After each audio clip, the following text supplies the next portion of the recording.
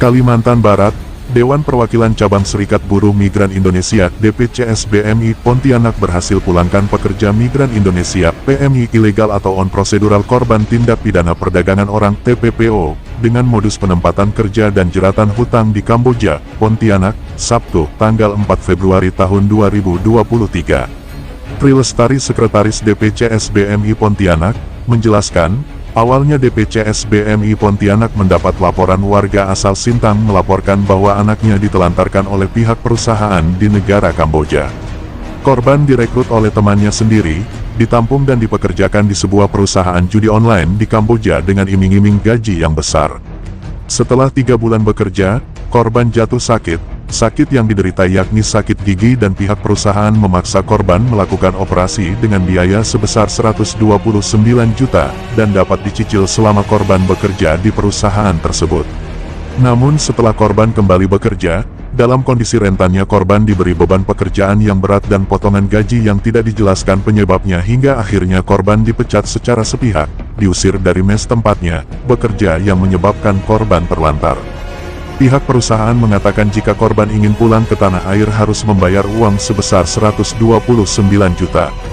Dalam proses penanganan kasus tersebut DPCSBMI Pontianak bekerja sama dengan berbagai pihak. Kami DPCSBMI Pontianak dalam menangani kasus ini bekerja sama dengan IOM, KBRI Kamboja, UPTBP 2 Miserang,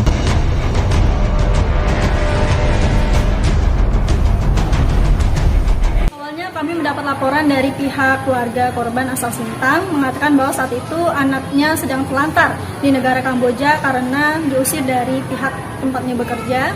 Lalu setelah kami terima laporan tersebut dan kami telusuri lagi, kami mendapatkan fakta bahwa saudara F terindikasi menjadi korban tindak pidana perdagangan orang dengan modus penempatan kerja dan jeratan hutang.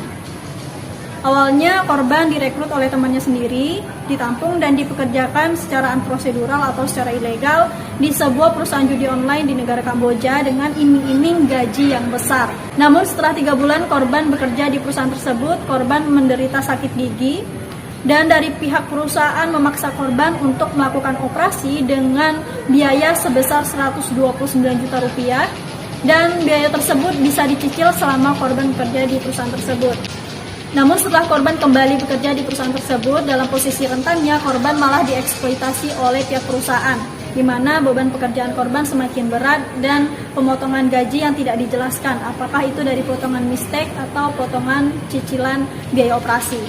Hingga korban dipecat secara sepihak oleh pihak perusahaan, diusir dari mes perusahaan sehingga mengakibatkan korban terlantar di Kamboja.